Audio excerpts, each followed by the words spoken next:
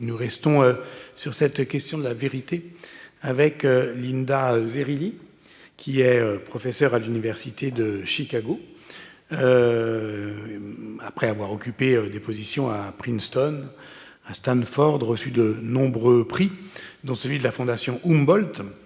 Ses recherches abordent les questions d'études de genre, de féminisme, de théorie féministe au croisement du langage, de l'esthétique et de la démocratie. Citons parmi vos derniers livres, Feminism and the Abyss of Freedom, à Chicago, en 2005, Democratic Theory of Judgment, 2016, et Democratic Theory of Truth, Chicago, 2025. C'est très exactement de cela dont il s'agit dans votre communication, Foucault and Democratic Theory of Truth.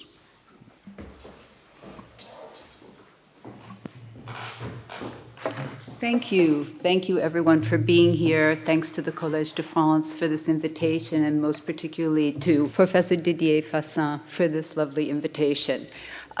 Generally speaking, my interests are in democratic theory and feminist theory. I won't be talking about feminist theory today. I will be talking about democratic theory. And I'm very interested in bringing Foucault into those debates in contemporary democratic theory and bringing him into debates with sort of unlikely interlocutors. In this case, it will be Hannah Arendt. Over the 4 years of Donald Trump's first term as U.S. president, the Washington Post documented more than 30,000 of his false or misleading claims. Since his re-election in 2025, the pace has not slowed. He has claimed to have inherited 9% inflation, it was 3%, and to have cut drug prices by 300 to 600%, which no arithmetic can support. He has put border crossings under his predecessor at 25 million. The real figure is closer to 5 to 7 million, and has claimed that illegal immigrants filed millions of fraudulent Social Security claims for which there is no evidence. He has taken credit for a ceasefire between India and Pakistan that India denies, and he has insisted for months that the illegal war his administration, together with Israel, started with Iran has already been won. Eventually, most of Trump's claims are fact-checked, sourced, and refuted. The machinery of verification runs without pause, and yet the lies proliferate. Donald Trump did not create the post-truth condition, but he has made it impossible to ignore. To critics, the diagnosis is clear. People are mistaking the false for the true. Fix their reasoning and restore their access to reliable information, and the problem will be solved. This talk argues that the standard diagnosis is mistaken. The problem we face is not the epistemic one it identifies, and the familiar remedies cannot work. To show why, I turn first to Hannah Arendt and then at greater length to Michel Foucault. Arendt distinguishes between two categorically different forms of political lying. The first is the traditional lie. It is a deliberate misrepresentation of a specific fact for a specific political purpose. The liar knows the truth and conceals or falsifies it. The historical revisionist, for example, knows that Belgium did not invade Germany in August 1914, just as President Richard Nixon knew about Watergate. The traditional lie can be fact-checked, expose the misrepresentation, restore objective truth. And under normal circumstances, Arendt writes, the liar is defeated by reality. The second kind of lie is what Arendt calls the modern lie. It is categorically different. The modern lie does not aim to misrepresent a particular fact. It aims to destroy the very framework that allows facts to be distinguished from fiction. It does not substitute a false claim for a true one. It erodes the shared world, the common sense that makes the distinction between true and false possible in the first place. Arendt describes this with devastating precision. The outcome of the modern lie, she writes, is not that the lies will now be accepted as truth and the truth be defamed as lies, but that the sense by which we take our bearings in the real world is being destroyed. And then the sentence I want to put at the center of this lecture: if everybody always lies to you, the consequence is not that you believe the lies, but rather that nobody believes anything any longer. This peculiar cynicism, an absolute refusal to believe in the truth of anything, no matter how well this truth may be established, was not, she insisted, restricted to the terror-ruled regime she examined in The Origins of Totalitarianism. In later texts, Crises of the Republic, Arendt made clear that the modern lie is equally at home in democracies. Nobody believes anything anymore. That is the condition. Not false belief, not even disbelief, a deeper, more corrosive cynicism. The sense that nothing is worth believing, that truth and falsehood are equally beside the point, that indifference to truth is the only rational posture. This is what the tally of Trump's lies fails to capture, and why epistemological solutions like fact-checking do not work. It is not that his supporters believe 30,000 falsehoods. Rather, the endless production of lies, brazen and easily refuted and immediately replaced by new ones, has created a political condition in which the very distinction between truth and falsehood just seems beside the point. The lies are not primarily meant to deceive. They're meant to disorient, to produce the cynicism in which no one believes anyone or anything anymore, no one cares about truth, and fact-checking just becomes another form of partisan noise. Against this condition, the modern lie, the standard remedy is structurally helpless. More facts cannot restore the shared world that the modern lie erodes. The problem, in other words, is not epistemic. It is political.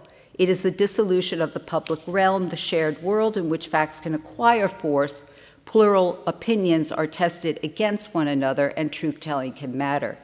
No accumulation of verified facts or renewed commitments to objectivity can directly address that dissolution. What is needed is not better epistemology, but a recovery of the political conditions under which truth can matter at all. And this is exactly where Foucault becomes deeply relevant. When it comes to addressing post-truth, why turn to Foucault? After all, say his critics, isn't Foucault himself post-truth's faithful prophet? Jacques Bouveret charges him with collapsing truth into power. Nancy Fraser argues that his genealogical practice implies critique without being able to justify it. Charles Taylor claims that his Nietzschean picture of truth undermines the possibility of intelligible resistance.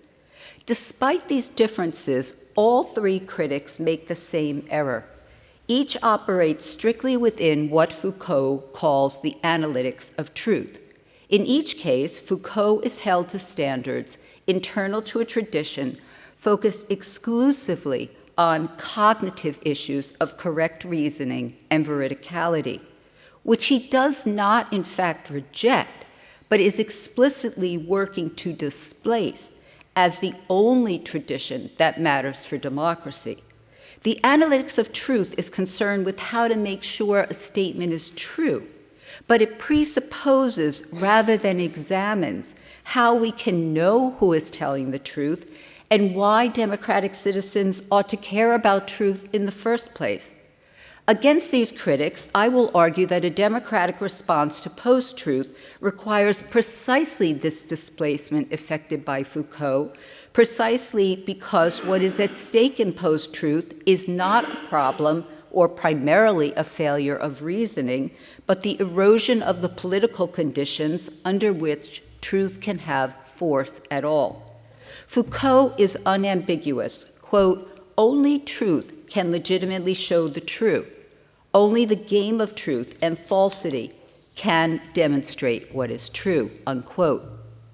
He disputes then not that there is truth, but that truth compels submission by its own force alone.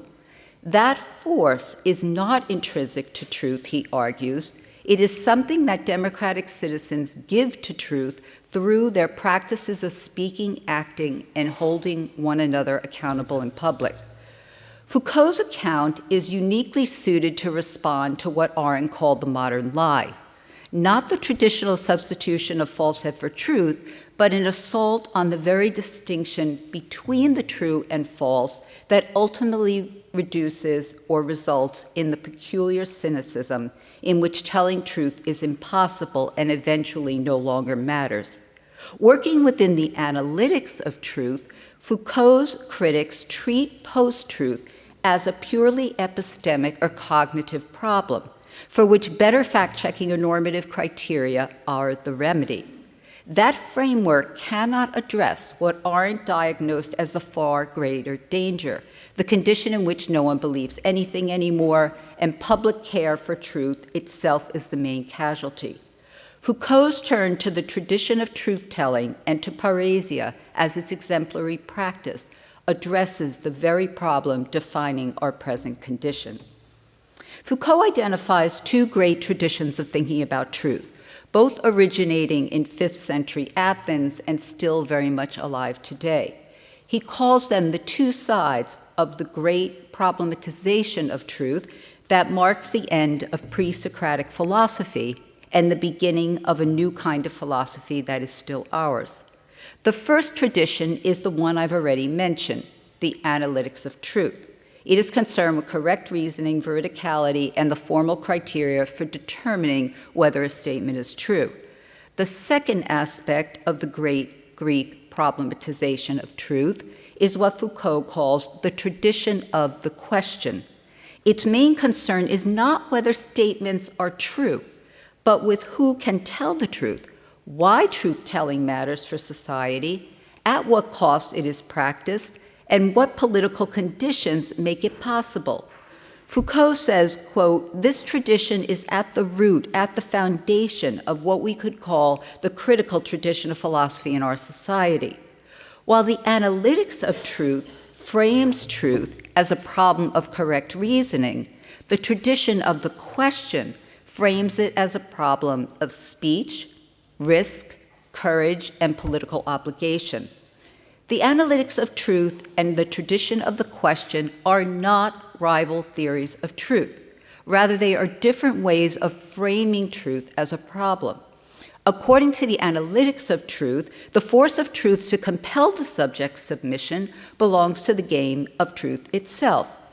Truth is assumed to have an intrinsic coercive force. As Foucault puts it, the truth is sufficient unto itself for making its own law. The coercive force of truth resides within truth itself. What obliges me in the procedure of the manifestation of truth is the structure of truth itself. It is truth itself, and that's all. This is a super-historical idea of truth according to which the truth or falsity of a statement has nothing to do with the speaker, nothing to do with what human beings say, nothing to do with us. Within the framework of the analytics of truth, the contemporary problem of democracy and post-truth is one of cognitive disruption. Something is preventing citizens from tracking the truth as they should. Restore the tracking mechanism, and the force of truth will do the rest. Truth itself will compel cognitive agreement and compliance among socially diverse subjects. Questioning the received notion that truth itself determines its regime, makes the law, and obliges me, Foucault introduces the idea of historically situated games of truth on the one hand and regimes of truth on the other. As Daniele Lorenzini argues, this distinction separates the epistemic acceptance of a truth claim from practical submission to it. It has gone virtually unnoticed in the critical literature on Foucault, not least because it has allowed his critics to reduce his concept of truth to power.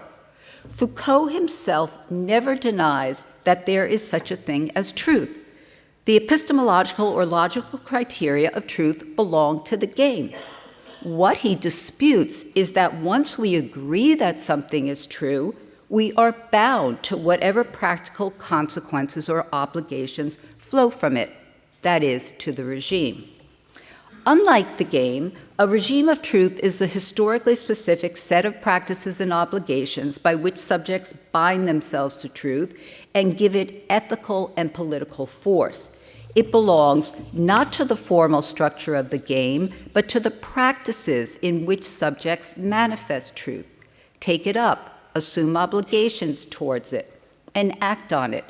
Although the distinction between a game and a regime of truth is more analytic than real, in other words, there is no game of truth without a regime of truth, and vice versa, it foregrounds the formation of allithurgic subjects or subjects of truth. It allows Foucault to clarify what he calls the government of men by the truth. According to Foucault, truth governs only insofar as the subject manifests it. To manifest truth is to lend it more than the epistemological value of correctness. It is to bind oneself to its practical consequences, thereby giving truth moral, social, and political force over the conduct of citizens. This binding, of course, can be done by conforming subjects, those who manifest truth in ways that uphold existing and unjust power relations. But it can also be done by those who bind themselves to truths that upend the status quo, or by those who refuse to let a purely epistemic idea of truth dictate how they are obligated to act. Consider what this means in practice. Take the citizen who accepts that a war is just. The truth of the just war claim is not in dispute. The aggression occurred and the legal and moral criteria are met. Yet the citizen refuses to enlist or pay taxes that fund the war, on the grounds that the practical consequences drawn from that truth, this war, fought in this way by this government, do not warrant her submission. It is true that the war is just, she might say, but I am not obligated to follow the practical consequences and fight or support it. The therefore that connects a game to a regime of truth remains a decision, not a logical consequence of the truth claim itself. Furthermore, within the framework of the analytics of truth, the problem of how to determine whether a statement is true says nothing about how to recognize who is telling the truth. Why should we care whether a statement is true? And perhaps more importantly, why should we risk anything to say what is true, especially in societies where the truth teller is more likely to be ridiculed and ostracized, if not imprisoned or killed? This raises political questions that cannot be solved by epistemic means. For both Arendt and Foucault, the specifically political problem of truth stems from its long entanglement with democracy. Democracy is an institutional system of equality in which all citizens have the right to speak. This is isegoria. But the equal right to speak is not the equal ability to tell the truth. Parrhesia, frank speech, the willingness to say what one believes, regardless of the consequences, is not evenly distributed. There can be, as Foucault puts it, bad parrhesia, flattery, demagoguery, the saying of whatever is expedient. The democratic problem, then as now, is how do we recognize who is actually telling the truth when everyone has the right to speak? That is the problem that gave rise to the tradition of the question, the critical tradition Foucault calls our own. Foucault is clear about its stakes. Quote, for there to be democracy, there must be parrhesia. For there to be parrhesia, there must be democracy. Unquote. The relationship is circular and fragile. Democracy makes parrhesia possible by granting the right to speak, but it also makes parrhesia dangerous by granting that right to everyone, including the flatterer, the demagogue, and the producer of alternative facts. Parrhesia, as Foucault analyzes it, is not defined by its epistemic credentials, but by the bond between speaker and speech, and by the risk that the speaker assumes. The parrhesiast tells the truth, even when it is unwelcome, even when doing so puts a speaker's relationship with her community at risk. What distinguishes her from the flatterer is not access to better facts. It is the ethical and political quality of her speech, the courage to say what she believes is true, to whom it must be said, at personal cost. Reducing truth-telling to correct reasoning misconstrues the genuine threat to democracy, growing cynicism toward Parrhesia, the open expression of citizen opinion, which is its home. But that is not all. There is also growing cynicism toward the very possibility of critique.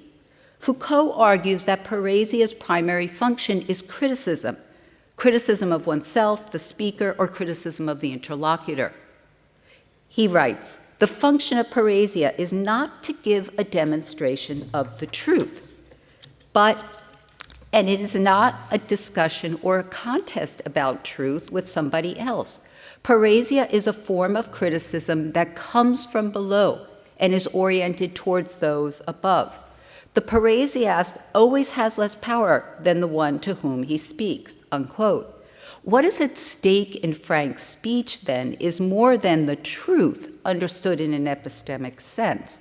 It is the risk in saying an unwelcome truth, the effect that Frank's speech has on the relationship between speaker and addressee, and ultimately the effect that this Frank speaking has on the public world we share.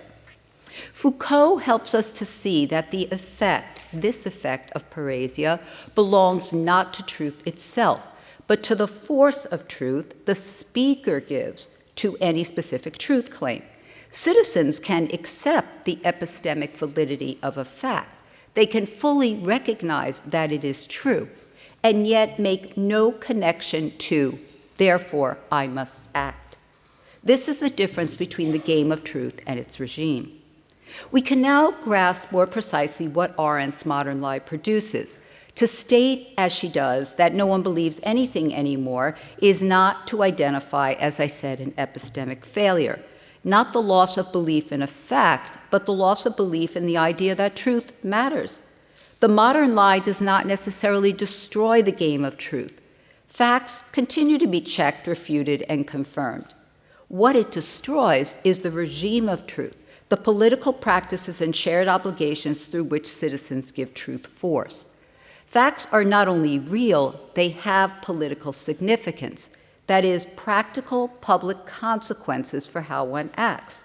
When those practices have become sufficiently eroded and cynicism has reached the point at which nobody believes anything any longer, games of truth can continue to run, but they run in a void. The check fact lands nowhere. It binds no one. It changes nothing. Two examples make this concrete. In 2005, London's Sunday Times published the Downing Street memos, which showed that the Bush administration had fabricated the case for the invasion of Iraq. In Britain, this disclosure nearly brought down Tony Blair's government. In the United States, it was noted by a handful of opposition senators and promptly dismissed as old news. The facts were available, they were verified, and they were accepted as true. But they produced very few, if any, immediate political consequences. Compare this with the Pentagon Papers, the classified government documents on the Vietnam War that Daniel Ellsberg leaked to the New York Times in 1971. Much of what Ellsberg disclosed had already been publicly debated for years. What was new was not the information, not the facts. What was new was the act of disclosure. A man who knew he faced life imprisonment on espionage charges, choosing to say publicly, "Here is what I know, and I am obligated to act on it." That act created a political event. The event was not primarily a revelation of something utterly unknown. It was shock at discovering how brazenly the Nixon administration had lied, and the courage of a man who came forward despite the risks that made the Pentagon Papers explosive. This difference is not epistemic. It is the difference between a fact circulating with the game of truth and a fact manifested within a regime of truth by a subject who assumes responsibility for it. This is why, in the US context, Ellsberg's disclosure was Parrhesia, whereas the Downing Street memos were not. Not because one contained truer facts than the other, but because one was an act, an assumption of personal obligation towards truth, under conditions of genuine risk, whereas the other was merely correct information. Information alone does not produce the force of truth. Only a subject who assumes personal responsibility for it can do that.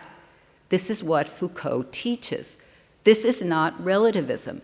It is more a precise account of how truth functions in political life and of what the modern lie destroys. But for truth to have force, there must be not only those willing to tell the truth, but also those willing to receive it. Not only the Parrhesias, but a public capable of recognizing frank speech as such, capable of distinguishing the truth teller from the flatterer, the act of disclosure from the partisan talking point. That capacity is itself a political achievement, not a cognitive one. It requires a public realm in which truth-telling is valued, where the courage to speak has an audience prepared to hear it. To conclude, the post-truth debate, I've argued, as it is currently conducted, frames the problem of truth in democracy as a cognitive issue. Citizens have been misled, manipulated, or have reasoned improperly. The remedy is epistemic, better information, reasoning, and verification mechanisms. Foucault does not deny the importance of any of this, but he insists that the problem of truth is more than a matter of correct reasoning. When fact-checking dismisses citizen opinion as cognitively worthless, when expertise replaces judgment, and when the force of truth is assumed to reside in truth itself, rather than in the practices by which citizens constitute it as a shared reality, we deepen the very conditions that make the modern lie effective. We confirm citicism. We reinforce the sense that truth is imposed from outside rather than a matter of public importance to which citizens hold themselves and each other accountable. The tradition of the question, the critical tradition Foucault recovers in his study of Parrhesia, points to a different understanding. Truth is not a property of statements that compels assent by its own force. It is a political practice. It is an ethical practice. It is what citizens do when they speak frankly to one another, take responsibility for what they know, and insist on the consequences of affirming what is true. That is what it means to make a fact politically significant. That practice requires a public realm robust enough to sustain it. It requires citizens who understand truth-telling as an obligation, not merely truth-tracking as a skill. But it also requires understanding truth as something that can be found in opinion and in its exchange with others. This is what a democratic theory of truth requires, not the restoration of truth with a capital T, indifferent to human opinion in public life, but the cultivation of the practices, the Parrhesiastic practices, through which truth gains force in democratic societies, and the therefore links "it is true" to "then I must act." That is Foucault's contribution to the post-truth debate, and it is, I want to suggest, one of the most urgent contributions a critical thinker can make to the crisis we currently face. Thank you.